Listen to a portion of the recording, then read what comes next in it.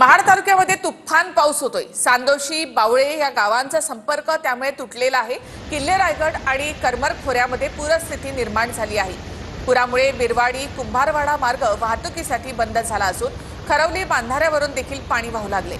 बिरवाडी परिसरामध्ये पूरस्थिती निर्माण झाली असून महाड शहराला देखील धोका निर्माण होण्याची शक्यता वर्तवली जाते।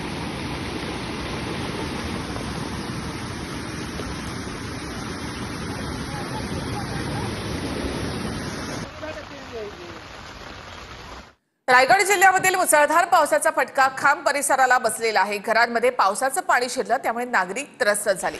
मोठ्या प्रमाणामध्ये घरांचं नुकसान झालेलं आहे।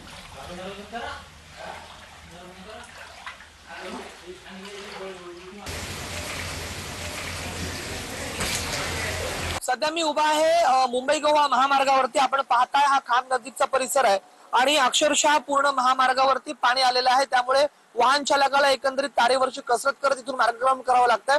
आपण जर पाहिलं तर याच महामार्गाच्या लगत एक नाला आहे आणि नाल्यामध्ये देखील वाहन अडकण्याचा धोका आहे। आपण पाहिलं कशा पद्धतीमध्ये वाहन चालक जे त्या खड्ड्यांमध्ये देखील अडकत आहेत आणि वाहन चालकांना तारेवरची कसरत करत हा मुंबई गोवा महामार्गाचा जो प्रवास आहे तो करावा लागतोय। आपण एकंदरीत पाहिलं तर रायगडला रेड अलर्ट आहे आणि त्याचा कुठेतरी फटका जो आहे तो रायगड वासियांना बसताना दिसतोय। नागोठणे असेल, महाड असेल, पोलादपूर असेल, रोहा असेल, या सर्वच ठिकाणी सध्या मुसळधार पाऊस बरसताना दिसतोय। वैशम पायन, TV9 मराठी, रायगड।